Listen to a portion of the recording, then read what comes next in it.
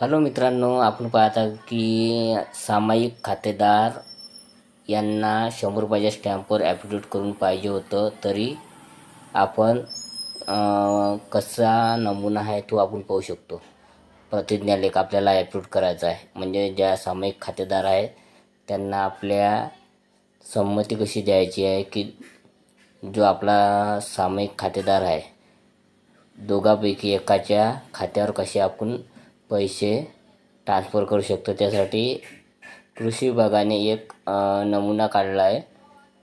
त्यानुसार आपण पाहू शकतो का पाहता आहे की नमुना माननीय तहसीलदार तथा कार्यकारी दंडाधिकारी साहेब प्रतिज्ञालेख लिहून देणारा म्हणजे जो आपल्याला लिहून देतो की माझी संमती आहे की लिहून घेणार. पहिले काय प्रतिज्ञालेख लिहून घेणार, त्यांचं आधार कार्ड राहणार, प्रतिज्ञालेख लिहून देणार, आधार कार्ड नंबर राहणार, त्याच्यानंतर आधार क्रमांक राहणार, आधार क्रमांक 5 आधार क्रमांक. म्हणजे जर जास्त असन म्हणून त्यानं असं दिलं आहे 1 2 3 4 5 6, जर 6-7 जर आपल्या सातबाऱ्यावर असन नावे त्यासाठी हे त्यांचा आधार क्रमांक राहणार असं त्यांनी दिले आहे.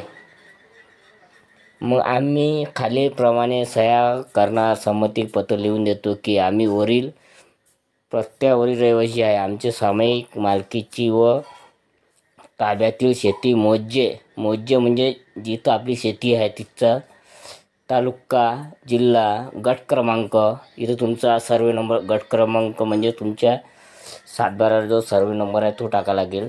शेतीचे क्षेत्र हे आर असून शेतीचे शासनाकडून सन 2023च्या खरीप हंगामातील ई पीक पाहणी पोर्टलवर नोंदणी. कापूस व सोयाबीन उत्पादक शेतकऱ्यांचे अर्थसहाय्य ₹5,000 प्रति हेक्टर प्रमाणे जी काही अनुदान रक्कम ही आमची सामायिक खातेदारपैकी म्हणजे आमच्या काही खातेदारपैकी श्री म्हणजे ज्याच्या नावावर तुम्हाला ट्रान्सफर करायचे आहे त्यांचं नाव श्री यांच्या नावाने त्यांचं राहणार तालुका जिल्हा अमरावतीवर जमा करण्यास आमची संमती आहे.